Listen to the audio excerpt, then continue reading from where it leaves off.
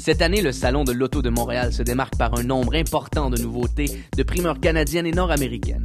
L'absence de plusieurs constructeurs à Détroit permet à Montréal de voler la vedette à plusieurs niveaux, notamment avec Mitsubishi qui dévoile sa nouvelle Lancer Sportsback, cette dernière qui sera offerte en version GTS et Ralliart au printemps.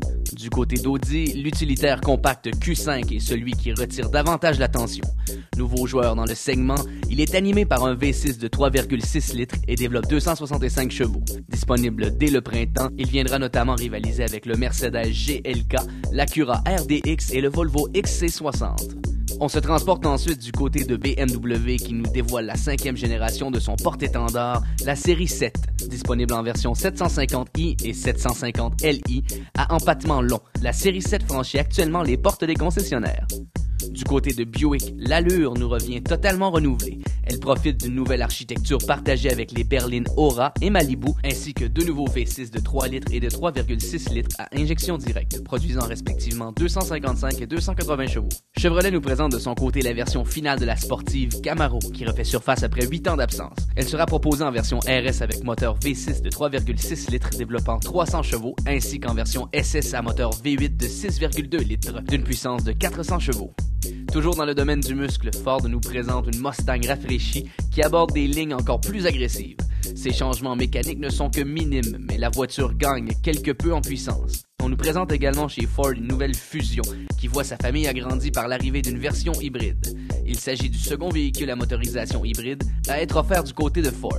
Finalement, Ford dévoile une version européenne de la prochaine sous-compacte Fiesta qui prendra d'assaut le marché canadien dès 2010. Les hybrides étant à l'honneur, on nous présente aussi du côté de chez Honda une nouvelle Insight qui, cette fois, se présente sous une robe plus passe-partout. Sa carrosserie à haillons à 4 portières indique d'ailleurs clairement son objectif de rivaliser avec la Toyota Prius, l'hybride la plus répandue sur le marché. Du côté d'Infiniti, on nous présente l'élégante version cabriolet de la sportive G37. Cette dernière est munie d'un toit rigide rétractable et partage la même motorisation que le coupé et la berline du même nom.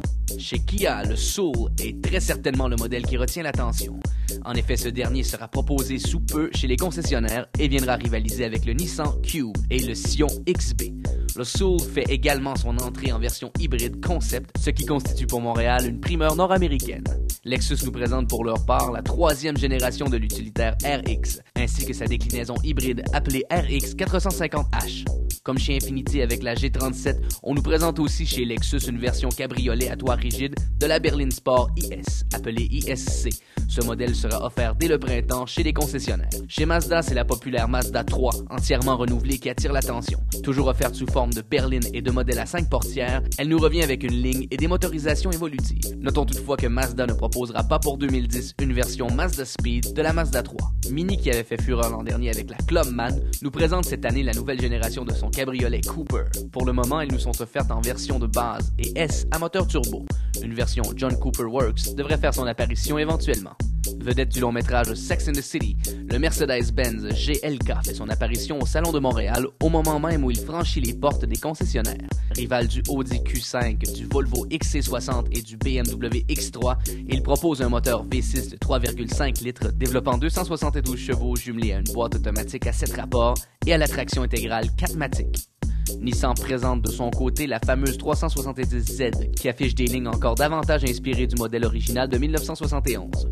Plus courte, plus basse et plus légère que sa devancière, elle est également plus puissante. Le constructeur nippon, qui était très certainement le grand absent du salon de Détroit, présente également le Cube, un modèle compact fort original appelé à rivaliser avec le Kia Soul.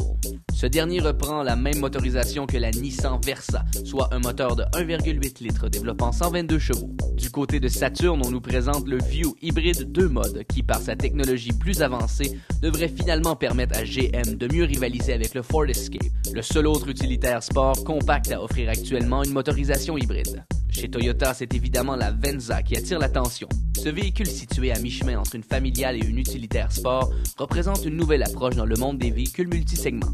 Il est proposé en version à 2 ou 4 roues motrices et avec un choix de moteur à 4 ou 6 cylindres. Toyota profite également du Salon de Montréal pour confirmer l'arrivée prochaine de la marque Sion au Canada. Cette division destinée à une clientèle jeune connaît aux États-Unis un grand succès, notamment avec son modèle XB.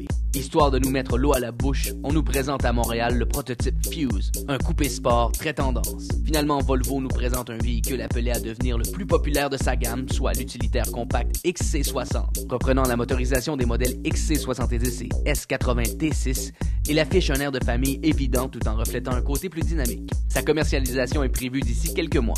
Bref, le Salon de l'Auto de Montréal regorge cette année de nouveautés. Pour ne rien manquer des primeurs et peut-être pour découvrir votre futur véhicule, rendez-vous au Palais des Congrès du 16 au 25 janvier 2009.